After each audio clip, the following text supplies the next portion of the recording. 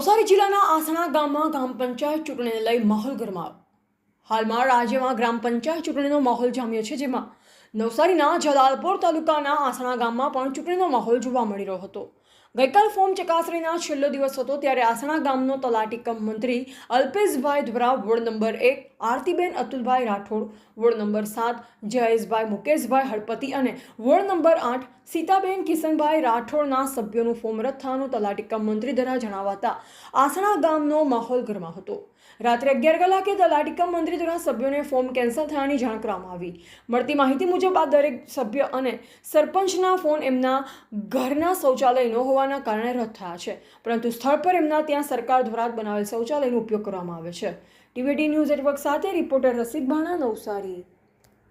જી, મારું નામ રાહુલભાઈ ખંડુભાઈ રાઠોડ. હું આસણા ગામનો રહેવાસી છું. આજે અમારા ગામમાં ગ્રામ પંચાયતની ચૂંટણી છે, જેમાં અમારા ગામના આદિજાતિ SC/STમાં અમે આજે ફોર્મ ભર્યું છે સરપંચનું. આ અમારા સરપંચ છે જેમણે ફોર્મ ભર્યું છે ને આ અમારા સભ્ય છે. હવે અમુક એવી વ્યક્તિઓએ એવી દખલઅંદાજી કરી છે અમારા જોડે ને અમારા જોડે અન્યાય કરવામાં આવે છે કે અમારો સમાજ ઉપર આવે નહીં અને અમારો સમાજ દબાઈને રહે એવી કોશિશ કરવામાં આવે છે.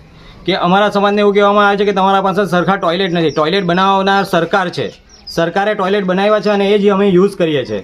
અગર સરકારે ટોયલેટ બરાબર નથી બનાવ્યા તો એ સરકારની ભૂલ છે, અમારી તો ભૂલ નથી.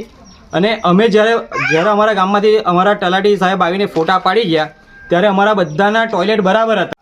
અને જ્યારે આ લોકો ચોરી છુપી અમારા ઘરમાં અમારી પરમિશન વગર આવીને ઘૂસીને અમારા ફોટા પાડી ગયા ત્યારે ટોયલેટ ખરાબ થઈ ગયા. એનો મતલબ એવો થયો કે ઓપોઝિશન પાર્ટીએ અમારા જોડે ખોટી અને ખરાબ પોલિટિક્સ રમી છે. અને એમાં છે આ એક અઝહર કાપડિયા, ઇબ્રાહિમ બુલા અને ફુજેલ, જેમણે અરજી આપી છે કે અમારા ટોયલેટ ખરાબ છે. અગર અમારા ટોયલેટ પહેલેથી જ ખરાબ હતા તો અમને કહેવામાં આવતે ને કે ભાઈ તમે ટોયલેટ બનાવી લો. તો કાચ ના બનાવી આપો, તમે એટલા બધા માલદાર છો, તમારા ટોયલેટ કાચ ના બનાવી આપો ભાઈ. અને અધિકારીઓને બી અમારે કહેવું છે કે આ મનુવાદી સોચ છોડી દેવો.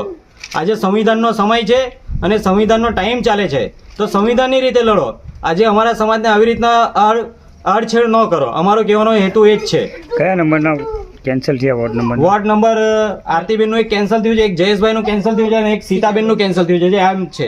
કયા નંબર છે? 1, 7 ને 8 આ 3 વોર્ડના એ લોકોએ કેન્સલ કરવાની અમને તે પણ રાત્રે અલ્પેશભાઈ અમારા તલાટી કમ મંત્રી 11 વાગે આપીને અમને ફોર્મ આપવામાં આવે છે કે આ તમારું કેન્સલ થયેલાની નોટિસ તમારે સ્વીકારવાની છે. અમે કાલે રાત્રે કોઈ સ્વીકારી નથી. અને હું આ મહેશભાઈ સરપંચના સભ્યનો ટેકેદાર છું. આગળની પ્રોસેસ તમારી? આગળની પ્રોસેસ એવી છે કે અગર અધિકારી અગર અમારા ફોર્મ કેન્સલ કરાવે છે અને અમારા પર દાબ દબાણ આપે છે તો અમે કોર્ટ, હાઈકોર્ટ. મારું નામ આરતીબેન છે. હું આસણા ગામની રહેવાસી છું. અમે સભ્યમાં ફોર્મ ભરેલું છે. કયા નંબરમાં? પહેલા નંબરમાં ફોર્મ ભરેલું છે. જી. તો અમારું કેન્સલ કરવામાં આવ્યું છે. કઈ તારીખે? ગત રોજ 10 તારીખે રાતના 11 વાગે. અમારું આ બાથરૂમનું ટોયલેટ વાળું બાથરૂમ પરથી એ લોકો રોકાવેલું છે. ફોર્મ ભરવાનું કેન્સલ કરાવ્યું છે. તો અમે આ બાથરૂમ તો અમે કેટલા વર્ષથી વાપરીએ છીએ, 10-15 વર્ષથી થઈ જ ગયા છે સરકારી. તો પણ એ લોકો આવી રીતે અમારા પણ કેન્સલ કરાવ્યું છે. અમને હેરાન કરે છે રાતના આવીને ફોર્મ કરીને. રાતના કયા અધિકારીએ એ લોકોના રાતના 10 વાગે આવીને સિક્કો મારી આપ્યો એ અમારે જાણવું છે. તમને કઈ રીતના જાણ થઈ કે તમારું ફોર્મ કેન્સલ થયું? અલ્પેશભાઈ તલાટી અમારા ઘરે આવેલા. કાલે કેટલા વાગે આવેલા? 11 વાગે આવેલા. રાત્રે 11 વાગે. સાથે કોઈ હતું અલ્પેશભાઈનું? સાથે કોઈ નહીં. જી, થેન્ક યુ.